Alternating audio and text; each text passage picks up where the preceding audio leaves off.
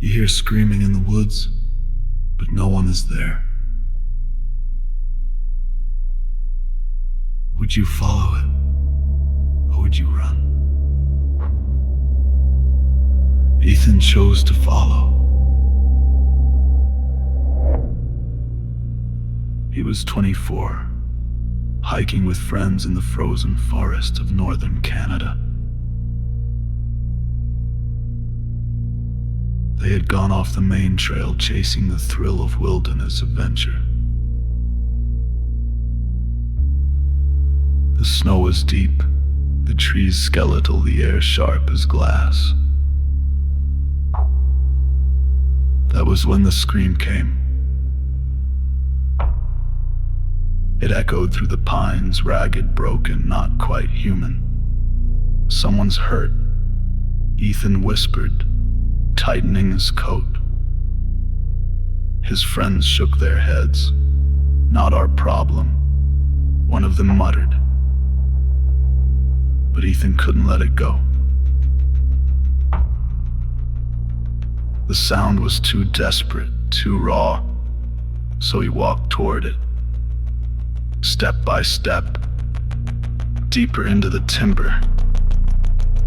The shadows grew darker. The silence pressed harder.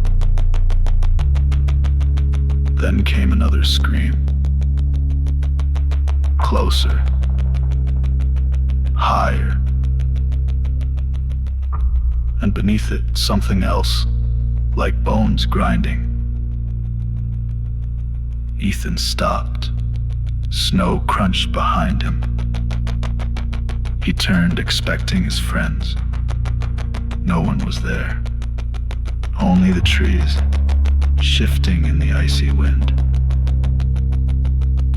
He called out, "Hello? Who's there?" The answer came in a voice that sounded almost human.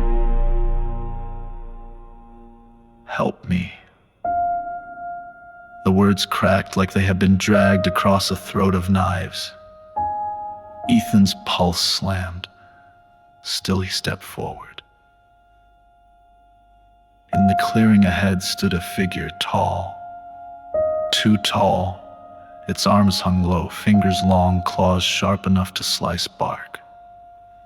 Its skin stretched tight over bone, gray as ash. Its eyes glowed like coals buried under snow. And when it opened its mouth, Ethan swore he saw smoke curl out. Hungry. It rasped. The words shivered through the trees. Ethan stumbled back. The thing took one step, then another. The snow did not crunch beneath its feet. It floated, almost gliding. "Stay away," Ethan said, though his voice was shaking. The creature tilted its head.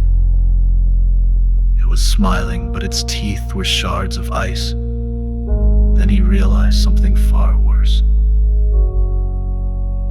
The scream he had heard earlier. It was his own voice, repeating. The Wendigo had copied him, mocking him, calling him. Ethan turned to run. Branches whipped his face. Snow burned his lungs. Behind him, the forest tore apart with a shriek like steel bending. He tripped, fell, clawed at the ground, desperate to rise. But the shadow fell over him. The claws pierced his jacket, lifting him as if he weighed nothing. He looked into its mouth. Rows of jagged teeth, the stench of rot, of endless hunger. Ethan screamed, but the sound was stolen by the wind. And in that wind, other voices answered. Voices of the lost. They cried, they begged, they called his name. Then the jaws closed, and the snow turned red. Days later, search parties combed the forest. They found his friends' torn tents. But not Ethan. Only claw marks carved deep into the trees, pointing upward as if something had climbed higher than any human could. On still nights, locals say you can hear his voice in the wind, begging for help, screaming for mercy. But if you follow it, the hunger will find you. Because once the Wendigo calls your name, you never walk back out of the forest.